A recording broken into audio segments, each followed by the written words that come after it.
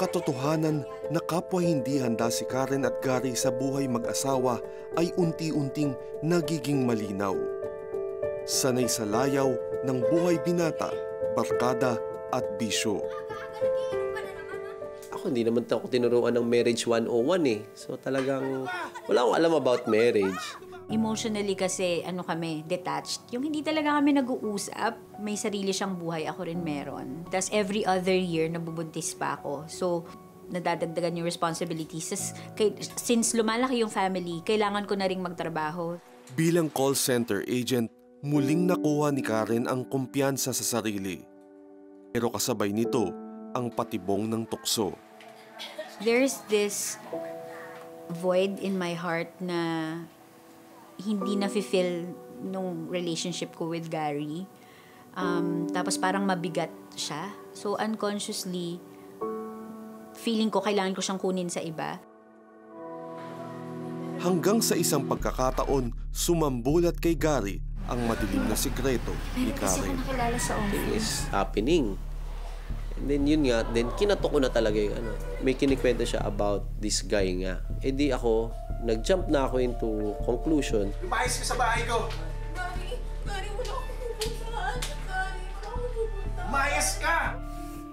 Tuluyang sinira ng kasalanan ang pagsasama ng dalawa.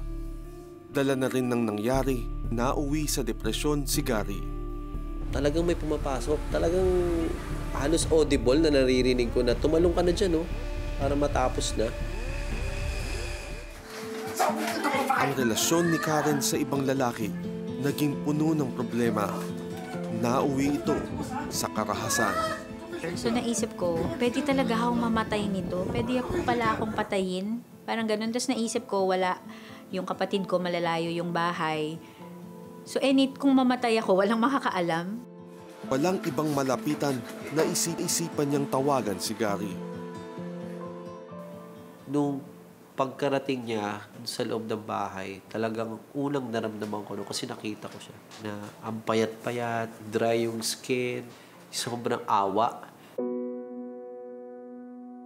Makailang beses na sinubukan ng mag-asawang magbalikan. Magkaaway kami magkasama, magkaaway kami magkahiwalay. Kahit sa text, magkaaway kami niyan. Nabago lamang ito nang unti-unting nakilala ni Karen ang Panginoong Jesus na siyang nakita naman ni Gary. Iba yung text mabait. Yun, for the first time in my life, dun ko lang nakita kung paano ba talaga ako tignan ni God. Na mahal niya pala ako kasi syempre ang nafe-feel ko nun talaga rock bottom. Sa pagdalo ni Karen sa isang Christian church, unti-unti siyang binago ng Panginoon. Unti-unti, ino-open na kasi ni God yung heart ko. Inaayos niya na pag pala asawa mo, kailangan forever. Vow yun na ginawa namin between the two of us and kay God na dapat pala magkasama kami. Sa mga sumunod na buwan, muling pinagtagpo ng Diyos ang landas ng mag-asawa. Naging pagkakataon ito upang magkaroon ng pagpapatawad sa isa't isa. I know now that I truly love you. Karen, I want to say I love you hanggang matapos tong buhay natin, tayo magkasama. She is my constant reminder of how great God is. Ang pinaghiwalay ng maling simula at kasalanan, pinatawad at pinagbuklod muli ng pagmamahal. Isang buong pamilya na punong-puno ng pagmamahalan. Sobrang thankful talaga ako kay Lord Kahit na sobrang dark nung past, He can give us a new beginning, a new life. Wow.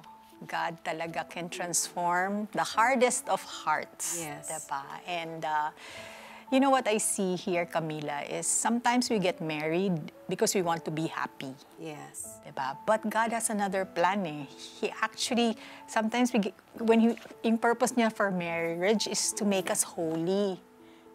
So it's so totally different, diba? Yes.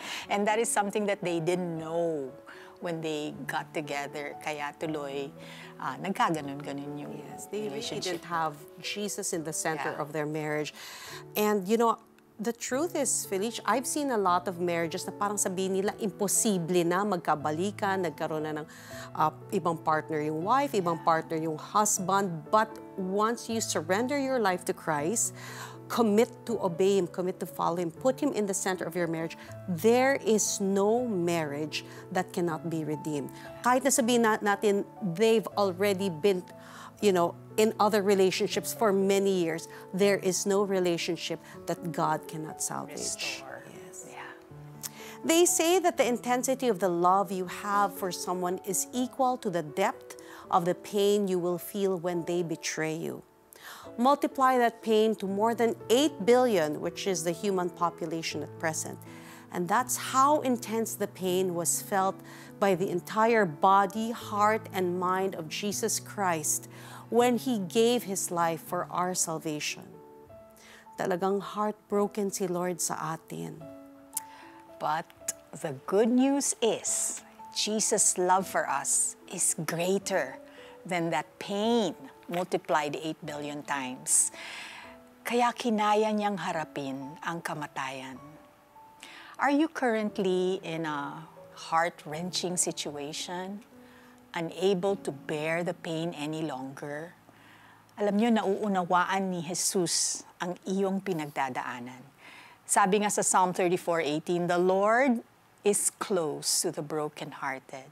He rescues those whose spirits are crushed. Would you come to Him now? Let's pray. Father God, thank you, Lord, for what you did in the lives of Karen and Gary. Lord, alam ko, dahil doon wala talagang imposible para sa inyo.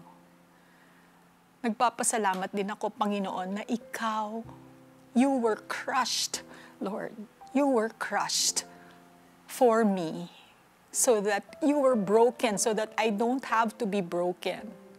Lord, lumalapit ako sa inyo at humihingi ng tawad para sa aking mga kasalanan, kung saan-saan ako naghahanap, Lord, ng pagmamahal, para mabuo ang aking sarili, kung saan-saan ako nakatingin, when actually, Lord, I should seek you and look for you and follow you. Patawarin niyo ako, Panginoon. Tinatanggap kita bilang aking tagapagligtas, Lord. Your wounds have healed me, Lord. Tinatanggap din kita bilang Panginoon. Father, I admit I cannot do this on my own. Kailangan ko po kayo. Manguna kayo sa buhay ko. Lord, baguhin niyo ang puso ko. And help me follow you through your Holy Spirit. In Jesus' name, I pray. Amen. Amen. Amen. You know, once you've received Jesus as your Lord and Savior, you are no longer a slave to sin. In fact, you have power over sin. And maybe there are people who are watching right now. And like Karen, you're going through, you know, your marriage is on the rocks. Maybe there's a third party. And you feel, Lord, please save my marriage. God is the author of marriage. He can restore your marriage. You just have to surrender everything to Him. And it's not an accident you're watching right now. So let's pray together and storm the gates of heaven.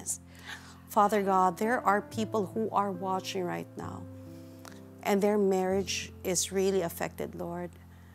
May ilan dito na nanonood na may third party na involved.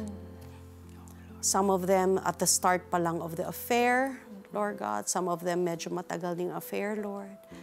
Some people who are watching matagal ng hiwalay, Lord God. Father, there is nothing impossible with you. Yes. Nothing is impossible with you. So, Lord, in the name of Jesus, we ask for your power, Lord, to heal this marriage, Lord. We pray that you will do something, Lord, to touch the heart of this person, Lord, who is in the affair, Lord. Would you mangusap po kayo sa kanya, Lord? Change this person's heart para mawala ang desire niya para sa relationship na bawal na ito, Lord God. Would you just separate these people who are in an affair, Lord God, in the name of Jesus. mabagabag po ang kanilang konsensya, Lord God. They will not find any joy in that relationship. And Lord, in the name of Jesus, we pray for true healing to happen in the marriage of these people who are watching right now, who are praying right now desperately na magkabalikan sila mag-asawa. Lord God, would you have mercy on this couple, on their children. We know the children are also carrying the pain, the scars, Lord God. But Lord, we know you can heal them all, Lord God. Nothing is impossible for you. So in the name of Jesus, would you restore this marriage? Would you heal the wounds of this family? Would you allow them to humble themselves and seek for forgiveness from one another, Lord God? We know you're going to do a powerful miracle in this family. We claim this in Jesus' name. And there are also people who are watching right now who are going through sickness. Yes. There are people who are, may ilan, meron silang gout, may arthritis. In the name of Jesus, we speak healing upon you, that you will be healed from this in the name of Jesus. There are people who are watching right now who are suffering from high blood pressure. We pray that the Lord will allow your blood pressure to lower down, and we pray that He will give you the discipline to do what is necessary to lead a healthy life, to make adjustments to your life. There are also people who are watching right now who have different skin ailments, skin conditions. Lord, we pray in the name of Jesus, God is touching your skin right now and making it whole. It will be healed in the name of Jesus. Yes, there's also someone watching who has diverticulosis. The Lord is healing that right now in the name of Jesus. There's also marami sa inyo, you have lingering cough. That it is affecting your work already. The Lord is healing you right now. Receive that in the name of Jesus. Also, someone watching with bone cancer, receive your healing right now in the name of Jesus. Thank you, Father. Thank you. Amen. Nagnalangin si Peter Kairos at ako'y sumunod. Naramdaman ko na tuloy-tuloy ang pag-recover ko. Doon ko naranasan yung kapangyarihan ng Diyos. Wala kaming pera pero naitayo namin yung farm na ito. Nag-restore sa akin, finances, trabaho, lahat po yan galing sa Panginoon. Tulad ba nila ay sinagot din ng Panginoong Jesus ang iyong panalangin? We want to hear it from you. Please text Answered Prayer and share your story with us. Send it to 0998 590-0620.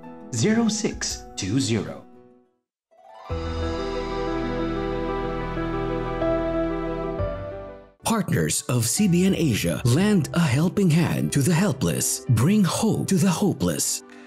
You too can transform countless lives with your donation of 1,000 pesos. Plus, you will receive exclusive streaming access to Facing Your Giants of Kata Inocencio. I found inspiration in the example of David, who faced the giant Goliath with just 5 small pebbles, but with great faith in a great God. Become a CBN Asia partner today.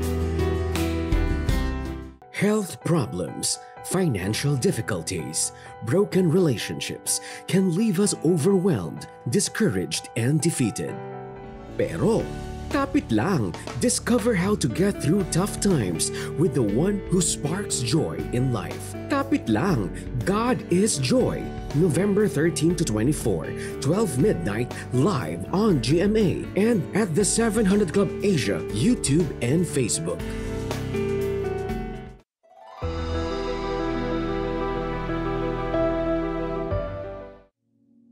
Papasok na naman sa school, tas ako na naman mag-isa. Ayaw naman kasi akong ihatid ni Lola. Tsaka, parang lagi siyang galit. Pero, inaalagaan niya pa rin naman kami. Imbis na yung tatay mo kasi nag-aalaga sa'yo. Kami tuloy nag-aasikaso sa'yo. Kakainis naman. Kasi naman, ba't kasi mahanap pa ng iba? Eh, ikaw huwag kang gagaya sa tatay mo, ah. Kagagaya sa atin, magulo na yung pamilya natin. Ha? Hoy! Ano yung ginagawa ninyo? Ha? Dali! Dali kayo ito!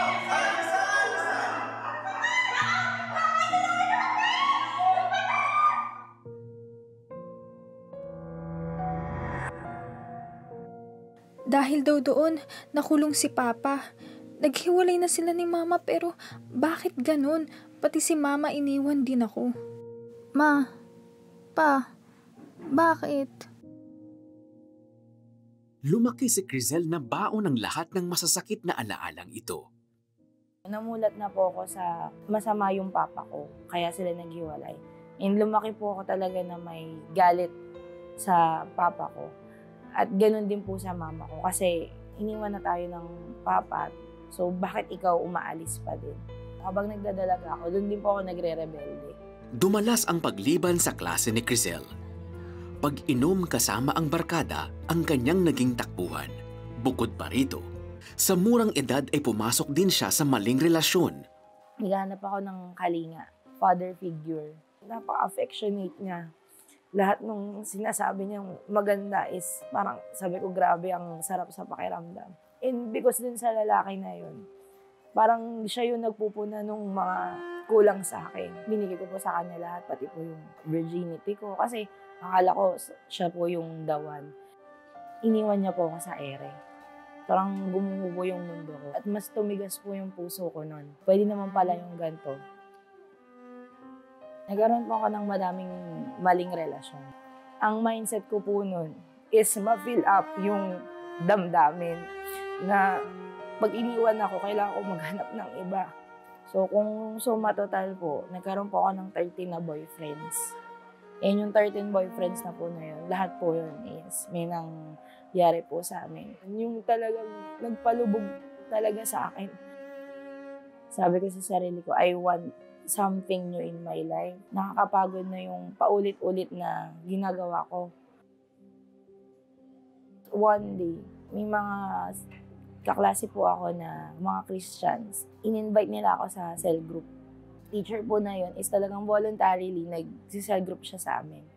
Sa puntong iyon, isinuko ni Crisel ang kanyang buhay sa Panginoong Hesus. Tapos unti-unti po, doon ko na po nalalapit yung sarili ko sa Lord. Doon ko po nakikilala yung purpose niya, bakit ako na kahit madumi is minamahal niya.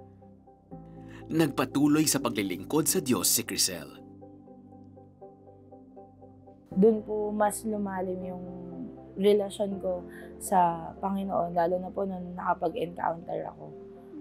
Nung pumasok na po ako dito sa relationship sa Lord, doon ko po napatunayan na God will never leave you nor forsake you. Meron nang hindi mababalik physically sa akin, pero yung purity inside and out, tsaka yung love niya na nagmamanifest sa buhay ko. Niloob ng Diyos na mapatawad niya ang kanyang mga magulang. Bagamat may sarili na silang mga pamilya, naibahagi pa rin ni Crisel sa kanila ang pag-ibig ng Diyos. Nakapagtapos rin siya ng pag-aaral at kalaunan ay naging isang guro. Through this profession po, is nakakapag-share po ako ng testimony ko and also yung word ng Lord sa ibang mga kabataan nandito. Tinitik ko po taas may marketplace po talaga ng pinag-harvestan ng soul. Sa baka ginawa ko, kaiwan-iwan na ako eh. Pero nung inaccept ko po si Jesus Christ as my Lord and Savior, talagang pinaramdam at pinaranas niya sa akin yung grace, yung love, yung salvation, tsaka po yung joy na hinahanap ko sa buhay ko. Hi, Camila, naaalala ko yung woman in the well. Yes. Diba? You know how Jesus ministered to her because of her many failed relationships, yes. Diba? And then, when she received Jesus, recognized Him as Lord and Savior, ginamit siya ni Lord, ang dami niyang na-witnessan. And that's the same thing that happened to Cristel. Yes. Yeah. When God finds us, we don't have to say, Lord, wait muna ha, I'll fix my life. O Lord, may babaguhin muna ako. No, God will meet us where we are. And He will, cleanse us of all our sins. He will give us a wonderful plan for our life and a wonderful future. What an incredible journey of transformation we just heard. Cristel's life was marred by family dysfunction, heartbreak, and a tumultuous path. Noong hinanap niya ang pagmamahal sa pamamagitan ng pagkikipagrelasyon sa iba't ibang lalaki, pero doon siya nabigo. But praise God, she finally found the ultimate source of love in the arms of the Lord. Her story is a testament to the power of faith and redemption. Mismo. Ang kwento ni Cristel ay paalala sa atin na it is never too late to turn your life around and find purpose in God's love. Her decision to serve as a teacher and share the gospel with her students is truly inspiring. Ito ay patunay na kahit gaano pa kadilim ng iyong nakaraan, maaari itong matransform sa isang buhay na dedicated sa misyon ng Panginoon. Magbabalik ang The 700 Club Asia pagkatapos ng ilang paalala.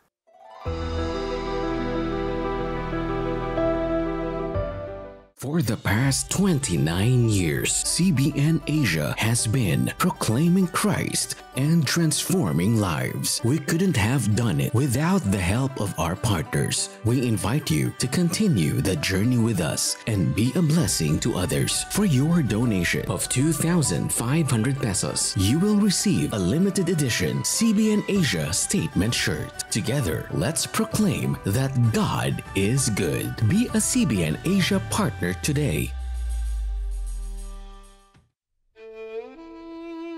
Comfort, comfort my people, says your God. Ipinag-utos sa atin ng Panginoon na samahan natin ang kanyang piniling bayan na Israel sa oras ng pangangailangan. Sa ating panalangin at tulong, palakasin natin ang kanilang loob na sila'y hindi nag-iisa at tayo'y kanilang maaasahan. Panginoong Jesus, gamitin ninyo kami bilang instrumento ng inyong pagmamahal. Naway ang lahat ng mga mananampalataya ay manindigan at magpahayag ng suporta para sa bansang Israel. Amen.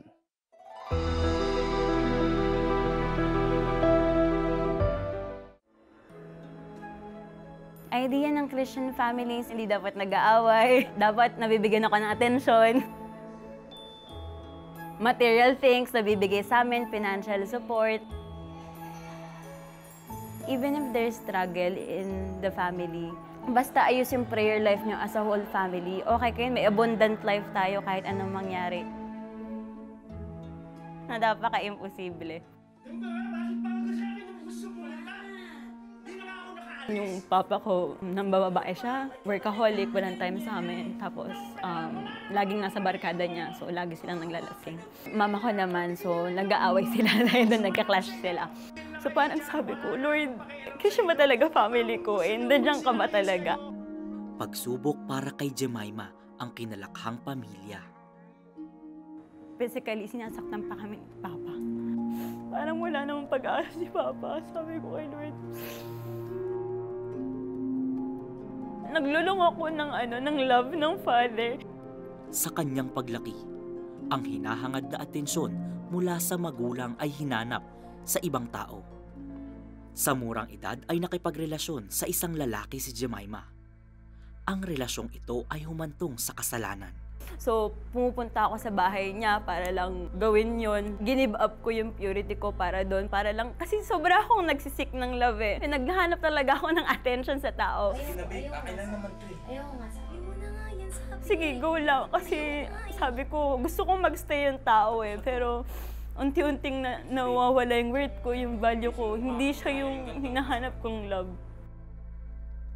Bunga ng kahihiyan sa sarili, pinili ni Jemima na wakasan ang kanilang relasyon matapos ang 2 taon. Sa kabila nito, isang kaibigan ang naging sandala ni Jemima. Pinagkatiwalaan niya ito sa lahat ng kanyang lihim. Ngunit, nanghiram yung best friend ko ng phone ko and yun, nakilog-in siya. Nagtitiwala ako sa tao, parang okay. Tapos alam niya rin naman yung story ko about it. Gumawa siya ng poster account.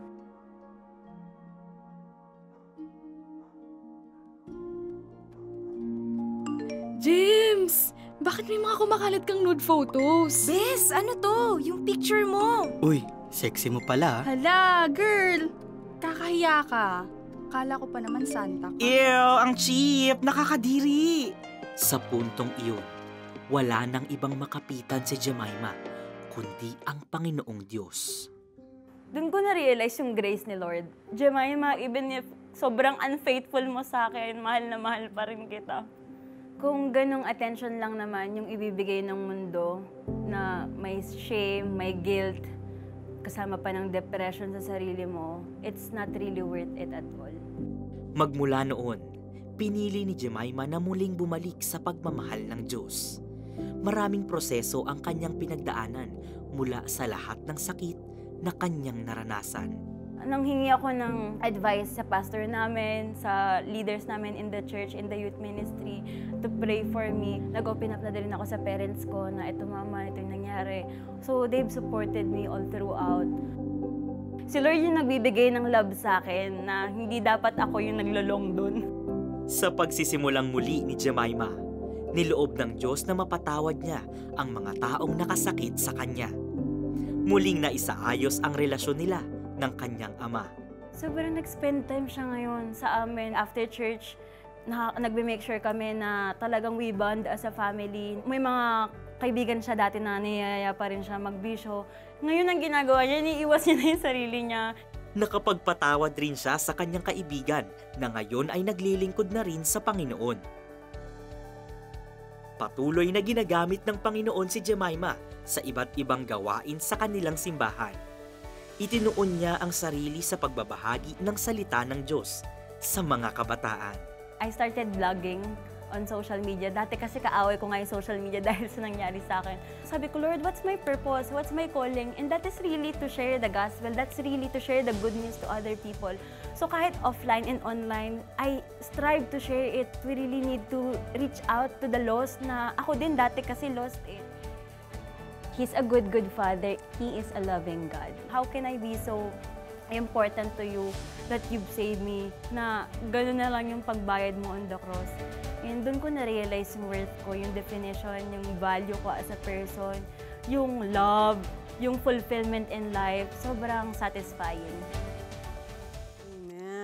Wonderful. You know, yan na nga makikita mo, no? When you experience God's forgiveness, there's no more condemnation. She's actually serving already in church in front of children, no? I mean, you just see the restorative power of God. And you know, something as I saw in this footage, I'm glad when something as painful as you know, embarrassing happened, na lumabas yung naked photos niyo on the internet, she didn't hide. She went to her pastor, she went to her parents, she went to people who can give her sound advice. Kasi a lot of people, when they go through this, they get really depressed, they isolate themselves, and some of them, you know, hurt themselves. So I'm glad she went to people who can give her godly counsel during that time. Yes, kay Lord siya tumakbo, diba? Kaya grabe naman talaga, diba, yung kwento ni Jemima. Nangarap siyang magkaroon ng perfect Christian family, pero ganun naman yung tatay niya, di ba? Ang hirap. She ended up in toxic relationship, nag-viral pa in the most humiliating situation. But, praise God, He used that embarrassing state to redeem Jemima. Diba? When you're rock bottom, saka ka titingin sa taas, diba? At napakaganda ng response ni Jemima. Yun nga yung sinasabi ni Camila, no? Na humiliate man siya, hinumble naman niya ang sarili niya sa harap ng Panginoon by going to the authorities around her. Diba? The godly authorities. Thank God, the Lord opened the door to change and family reconciliation. Amen. Sabi nga sa 2 Corinthians 5:17, therefore, if anyone is in Christ, the new creation has come. The old has gone and the new is here. This verse beautifully encapsulates the theme of transformation and redemption in Jemima's story, highlighting the idea that through faith in Christ, all old things pass away and a new life begins, not only for her, but for her whole family. May God bless you and keep you, and may He make His face to shine upon you and give you His peace. God bless!